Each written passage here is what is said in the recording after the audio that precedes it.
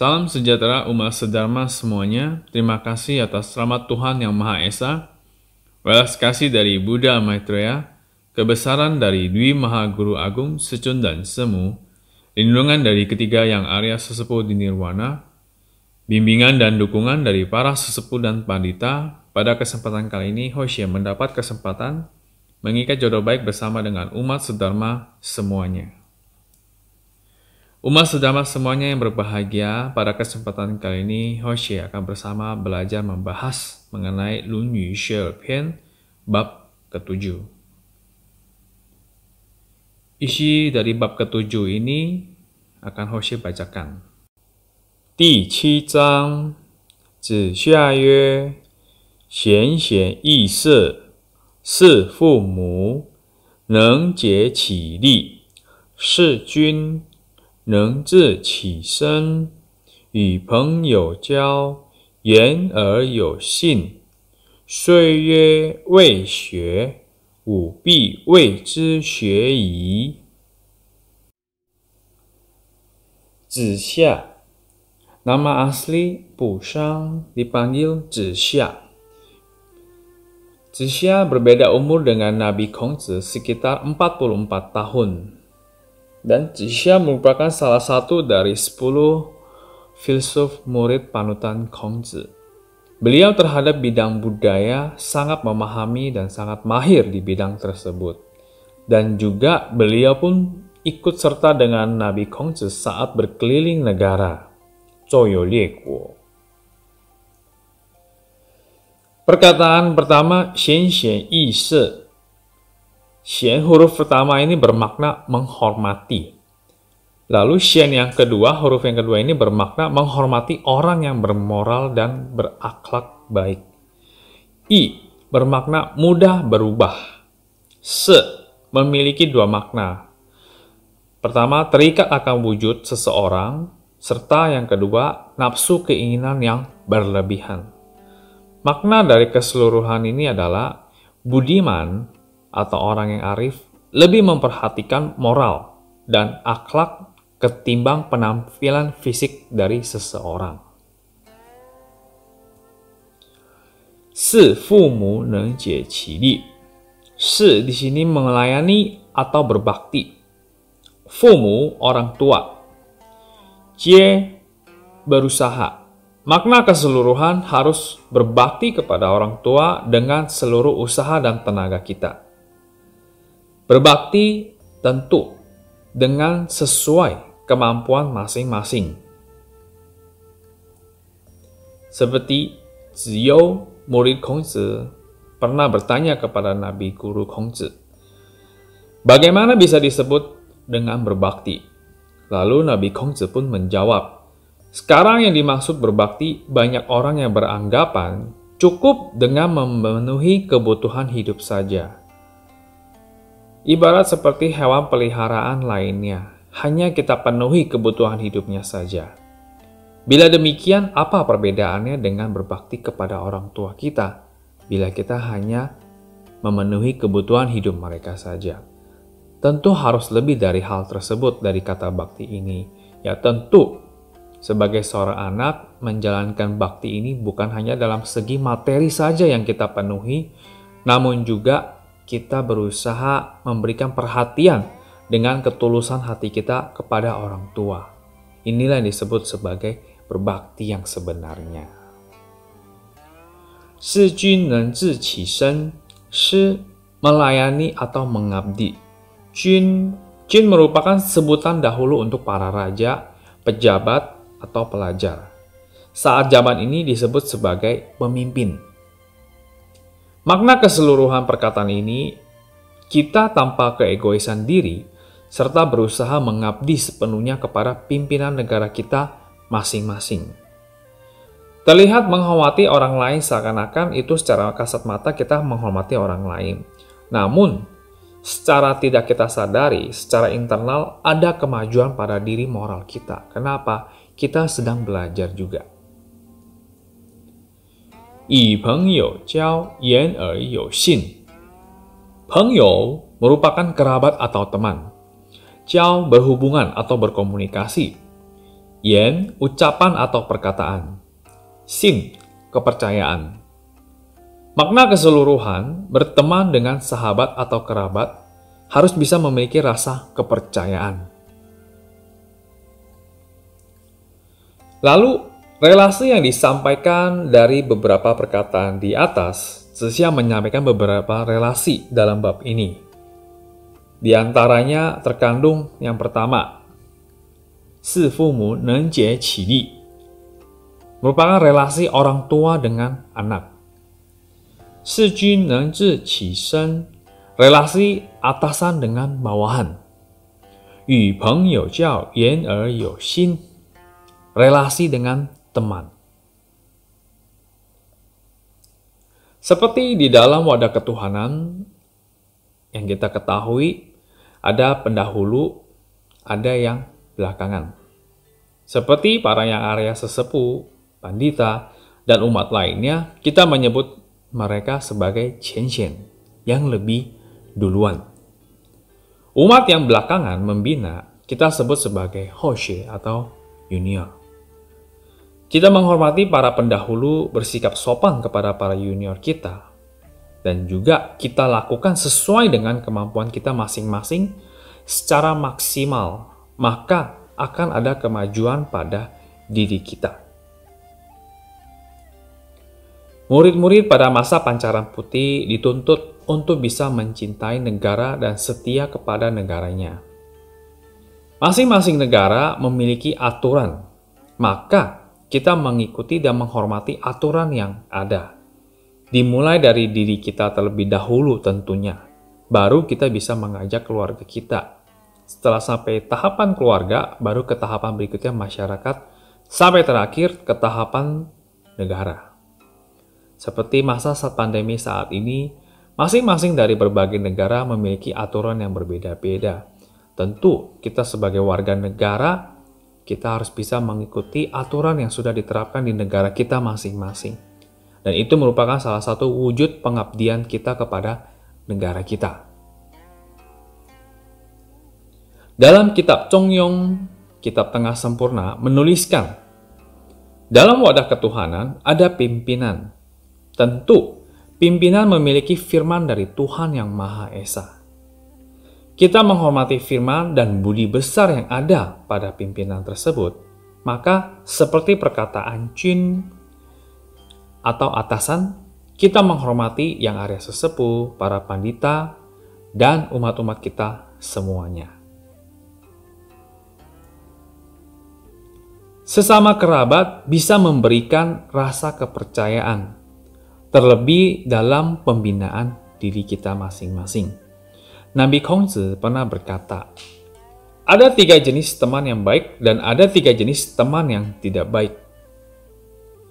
Maka, 3 jenis teman yang baik ini tentulah seperti baik, arif, dan membimbing kita semua. Bisa disebut mereka itu seperti para budiman. Mereka bisa memberitahukan kita mana yang baik, mana yang tidak benar. Dan tentu, inilah yang diinginkan dari Nabi Kongzi agar kita bisa berkerabat dengan mereka, yaitu 3 jenis teman yang baik ini, bukan yang sebaliknya, 3 jenis teman yang tidak baik. Masa akhir zaman, hal yang paling besar adalah budi besar guru suci kita, memberikan arahan agar kita semua terbebas dari tumimba lahir atau reinkarnasi. Para suci pernah berpesan, bila hanya belajar saja dan tidak ada teman sepembina, maka pengetahuan kita ada batasannya. Oleh sebab itu, kita membina tidak boleh meninggalkan para suci dan budiman. Dengan sungguh hati menghormati sesama pembina diri. Maka yang akan kita dapat faedahnya itu sangat berlimpah-limpah, akan sangat besar sekali. 4 bab sebelumnya semua membahas mengenai kepercayaan. Maka kata kepercayaan ini sangatlah penting sekali. Memang untuk bisa mendapatkan kepercayaan bukanlah suatu hal yang sangat mudah sekali. Kita semua merupakan umat dari Ikuan Tao menjalankan pembinaan seperti para Buddha dan jejak langkah dari para Buddha tinggalkan agar kita bisa mengikutinya. Ya tentu, yang terutama tujuannya adalah melintasi diri kita terlebih dahulu. Baru kita bisa melintasi orang yang lainnya. Dan juga kita harus mengingat 10 ikrar besar kita, ikrar bervegetarian seumur hidup, dan ikrar-ikrar yang lainnya. Semua ikrar yang pernah kita ucapkan, jangan dengan mudah dilepaskan begitu saja. Ikrar ini sangat penting sekali. Maka kita harus pertahankan selamanya. Tentu, dengan adanya ikrar ini, maka akan memberikan kepercayaan. Kepercayaan adalah modal dari pahala kita semua. Ada kepercayaan, maka akan ada ikrar yang besar. Ikrar besar, maka akan ada tenaga yang sangat besar. Kepercayaan juga merupakan bentuk komunikasi yang terbaik antara umat manusia dengan Tuhan Yang Maha Esa. Anda percaya, maka Anda akan bisa melewati berbagai macam rintangan. 岁月未学, 未学 dalam perkataan ini bermakna tidak berpendidikan. Makna keseluruhan 岁月未学 meskipun tidak pernah belajar dan tidak berpendidikan. Nah, dalam perkataan ini juga memberitahukan kepada kita, orang yang berilmu belum tentu dia ada berpendidikan. Jadi kita nggak boleh memandang sebelah mata setiap orang. Seperti salah satu contoh patriot ke-6, Huinan Jusi. Beliau berilmu tinggi dan bermoral sangat tinggi sekali. Pada saat itu, meskipun beliau tidak berpendidikan, namun moral dan ilmu tinggi beliau lebih baik ketimbang mereka yang berpendidikan.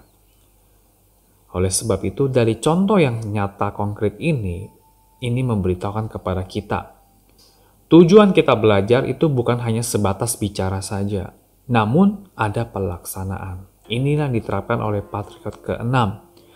Bila dia tidak mengerti, dia akan bertanya dan dia tidak sungkan dan tidak ragu dan tidak malu untuk bertanya. Bukannya karena dia tidak mengerti, dia enggan dan dia pura-pura mengerti. Itu akan terbalik. Oleh sebab itu, bila kita dalam pembinaan diri, kita tidak mengerti, jangan ragu kita untuk bertanya kepada guru. Maka kita tidak akan tersesat di tengah jalan.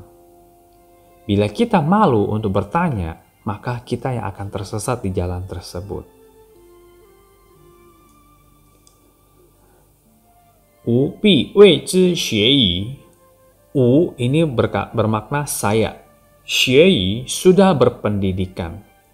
Makna keseluruhan, saya pasti berkata bahwa dia sudah berpendidikan yang tinggi. Kenapa dia bisa berpendidikan yang tinggi? Karena dari perlakuannya sesuai dengan yang berpendidikan. Kenapa demikian? Karena kita telah melihat secara nyata contoh-contoh dari orang tersebut, tindakan yang dilakukan. Ya tentu mata bisa melihat apa orang yang lakukan. Telinga hanya bisa mendengar orang ucapan, namun belum ada pelaksanaan, belum tentu. Bila sebaliknya, berpendidikan namun tidak berbakti, sama saja tidak ada wujud pelaksanaan. Kita sebagai seorang pembina diri, kita aktif di dalam wadah ketuhanan untuk jenjang waktu yang cukup lama, tapi kita menjalankan bakti yang paling utama dalam kitab bakti. Hal dari semua hal yang paling penting adalah bakti di nomor urut pertama. Bila kita tidak bisa menjalankan bakti ini dengan baik, maka kita tidak akan bisa membina dengan sempurna. Maka dalam bab ke-7 ini, Zixia memberitahukan kepada kita semua, kita harus bisa menghormati para pembina, orang yang berakhlak, orang yang bermoral baik. Kenapa? Karena orang yang demikian, mereka tidak menitik beratkan dari segi penampilan luar, tetapi mereka lebih terpikat dengan moralitas, dengan akhlak yang baik dari diri seseorang. Lalu, berbakti kepada orang tua dengan segenap kekuatan, dengan kemampuan kita masing-masing menjalankan bakti kita kepada orang tua kita. Dan juga dengan mengeluarkan seluruh kekuatan kita untuk mengabdi sepenuhnya kepada negara atau pimpinan kita. Maka juga antara kerabat dengan teman, semua harus ada sifat saling percaya. Bila sudah melakukan hal-hal tersebut, dikatakan dia masih belum berpendidikan atau tidak pernah belajar, namun saya pasti harus berkata bahwa dia sudah berpendidikan yang tinggi. Bukan hanya belajar saja, namun ada praktek. Maka ini seperti yang tertulis dalam Xue Pian bab pertama, Xue Si Xi Zhi. Sudah kita pelajarin, kita ulangilah kembali lagi. Pembina diri juga harus seperti demikian. Apa yang telah kita pelajari, jangan lupa untuk kita mengulanginya kembali lagi. Maka dengan sering melakukan hal tersebut, ibaratnya kita menjadi lebih familiar dan kita tidak akan mengulangi kesalahan yang sama untuk yang kedua kalinya. Maka dengan demikian pembinaan diri akan lebih berprestasi dan lebih memiliki hasil yang maksimal. Semoga pembelajaran singkat ini bisa bermanfaat untuk kita semua. Bila ada perkataan yang salah, mohon maaf dan pengampunan dari Tuhan Yang Maha Esa. Bimbingan para pandita, semoga Tuhan selalu memberkati kita semua, terhindar dari mara bahaya dan bencana. Semoga semua makhluk berbahagia. Terima kasih.